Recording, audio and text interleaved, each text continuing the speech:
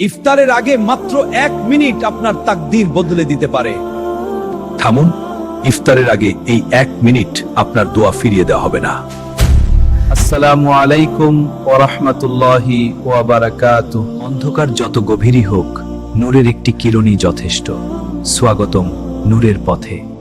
রাসূলুল্লাহ সাল্লাল্লাহু আলাইহি ওয়াসাল্লাম বলেছেন, 3 ব্যক্তির দোয়া প্রত্যাখ্যান করা হয় না। প্রথম হলো ন্যায়পরায়ণ শাসক, দ্বিতীয় রোজাদারের দোয়া যতক্ষণ না সে ইফতার করে, এবং তৃতীয় মজলুমের দোয়া। আজানের আগে আমরা কি নোটিফিকেশন দেখি, নাকি আসমানের দরজায় কড়া নাড়ি?